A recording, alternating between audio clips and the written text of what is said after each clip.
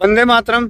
स्वस्थ समृद्ध परिवार निर्माण प्रयास में आप सबका भाई गोविंद शरण प्रसाद, भाई राजीव दीक्षित जी के व्याख्यानों से प्रेरित और प्रोत्साहित होकर स्वदेशी चिकित्सा के प्रति जागरूकता का कार्य जमीनी स्तर पर सोशल मीडिया के माध्यम से कर रहा हूं। और इस कार्य को करने में आप सभी का जो सहयोग, आशीर्वाद, अनुभव, मार्गदर्शन मिल रहा है उसके लिए कोटि कोटि नमन, दिल की गहराइयों से हार्दिक धन्यवाद।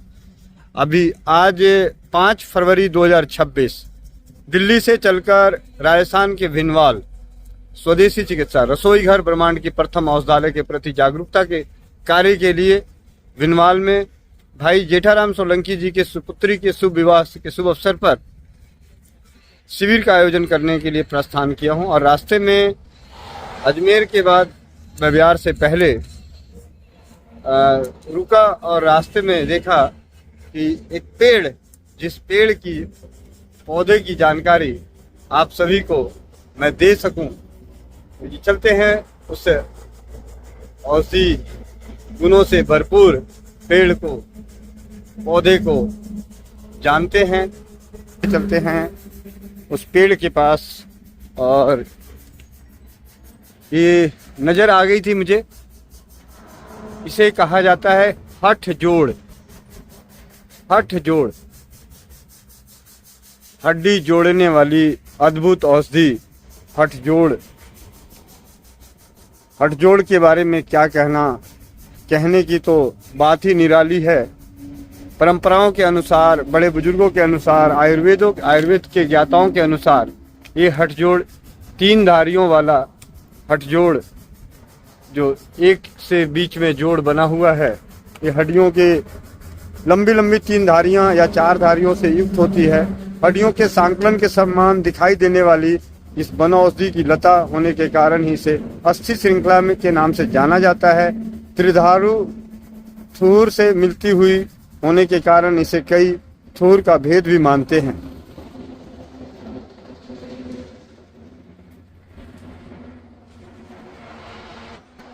संस्कृत में इसे अस्थि श्रृंखला, अस्थि सहारी, वज्रवल्ली, हिंदी में हठजोड़, गुजराती में हाट संकाल, मराठी में कांडवेल, बंगाली में हाट जोड़ा, तमिल में पिंडियई, तेलुगु में नलेश, कन्नड़ में मंगरौली, अंग्रेजी में एडिबुल स्टेम्ड वाइन, बेल्ड ग्रेप, लैटिन में सीसस, कैबरडुगेरिस, ब्रिटिश कैवालगुरेलिस। हठजोड़ का पैदा कैसा होता है? जिस प्रकार लताएं वृक्ष की डालियों में लपेटी हुई फैलती है, उसी प्रकार इसकी लता नहीं बढ़ती पर वृक्षों का सहारा लेकर उन पर चढ़ती और लटकती रहती है। जैसा कि आप देख रहे हैं, वृक्ष का सहारा लेकर ये ऊपर की ओर बढ़ रही है। हठजोड़ कांड, जो इसका तना है, पौधे का एक गांठ से दूसरी गांठ तक का भाग हरा और चतुर्कोण या त्रिकोण के बीच बीच पर्व युक्त होते हैं। इसकी संधियों पर सूत्र होते हैं। इसका छिलका बहुत पतला होता है। यह हाथ के अंगूठे जितना मोटा होता है। बीच बीच में दबा हुआ होने से एक गांठदार प्रतीत होता है। जैसा कि आप देख रहे हैं, बीच से एक जोड़ से दूसरे जोड़ के बीच में दबा हुआ है।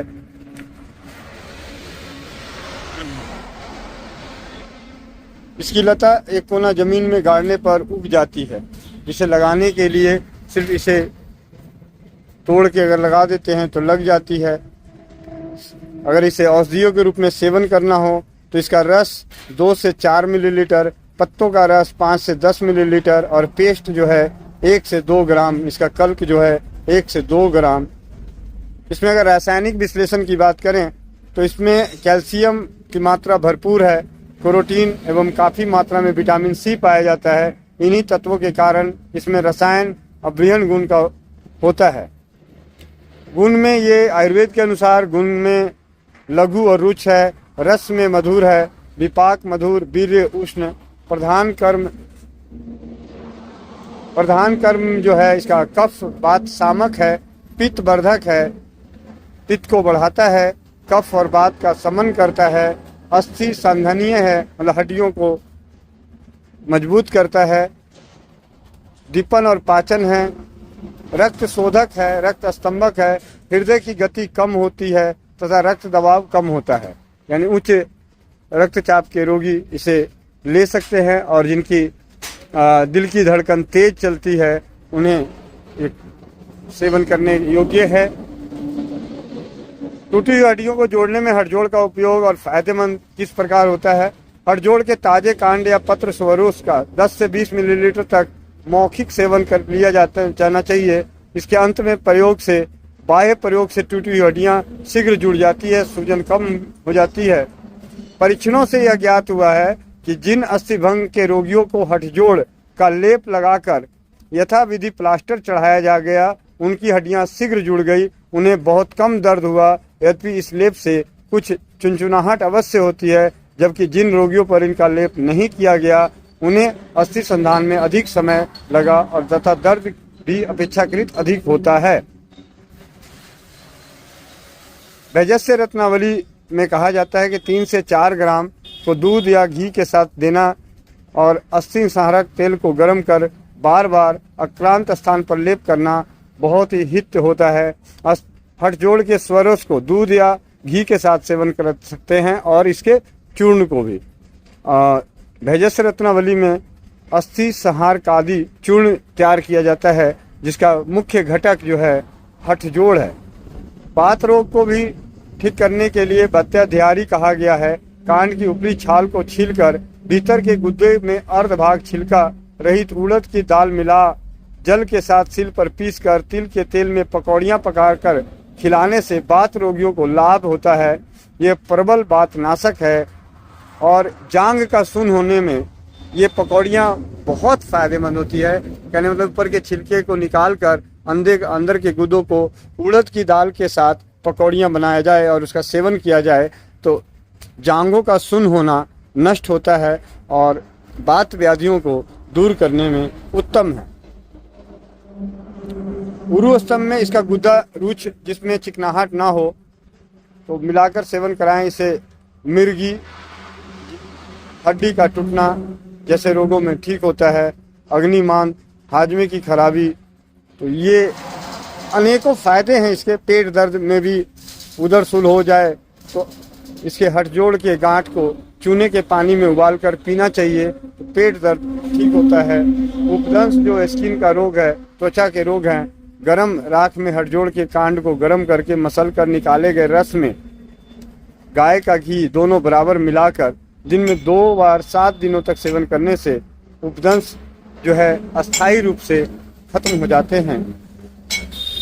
अगर किसी का खून बह रहा हो, मासिक धर्म के समय मासिक धर्म की अधिकता में खून ज़्यादा निकल रहा हो तो हथजोड़ इसके रस को गोपी चंदन के चूर्ण में मिलाकर शहद और घी युक्त यानी असमान मात्रा में शहद और घी मिलाकर सेवन कराएं तो सिर्फ मासिक धर्म के रक्तस्राव ही नहीं, बवासीर के रक्तस्राव भी नष्ट होते हैं। मतलब उसे में फ़ायदा पहुंचता है। मसूड़ों में सूजन हो, मसूड़ों से खून आता हो, इसमें इसके स्वरस को मुंह में रखना ही काफ़ी होता है। कान के बहने में नासिका के और नाक के और कान के से रक्तस्राव होने पर हथजोड़ का स्वरस का नस्य देना चाहिए। और कान में फुंसी हो, फोड़े हो, बदबूदार पीर निकलता हो तो कान में इसके रस को टपकाना चाहिए। फोड़े, फुंसी, घाव हो जाए तो उस पे इसके पत्तों को कूटकर तेल में पकाकर इसका लेप लगाना चाहिए। और सबसे अद्भुत, ये हमारे पाचन तंत्र को भी मजबूत करता है।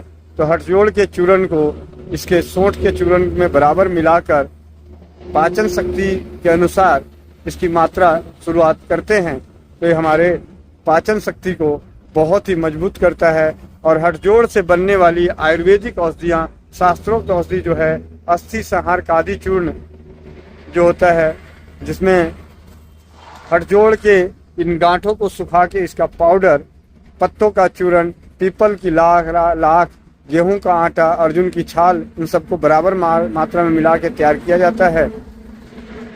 और इसके तेल, अस्थि संहारक तेल जो कहा जाता है, इनका स्वरस, इसके स्वरस 250 ml 250 ग्राम, तिल का तेल 500 ग्राम में मिलाकर सिद्ध कर लेने से तेल मात्र शेष रहने पर उतारकर छानकर चोट, मोच, जोड़ों में दर्द और हड्डी टूटने में अत्यधिक फायदेमंद है। और इसका जो सेवन है अपने वैद्य के देख रेख में ही करें। अल्प मात्रा में, एकदम नगण्य मात्रा में आप अपने आप कर सकते हैं, लेकिन अत्यधिक मात्रा में सेवन करने के लिए आप अपने वैद्य की सलाह जरूर लें, क्योंकि ये पित्त वर्धक होता है।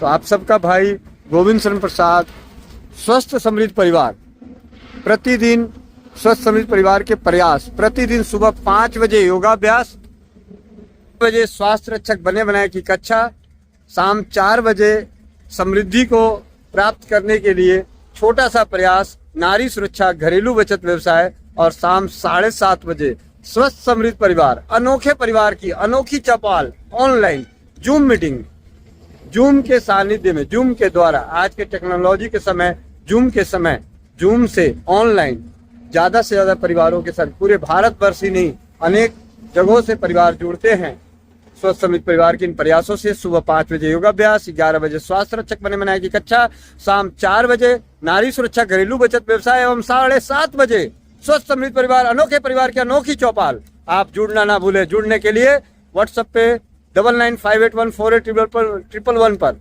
9958148111 पर व्हाट्सएप करके आप जूम मीटिंग का लिंक प्राप्त कर सकते हैं। वंदे मातरम, जय हिंद, जय भारत, जय राजीवाद।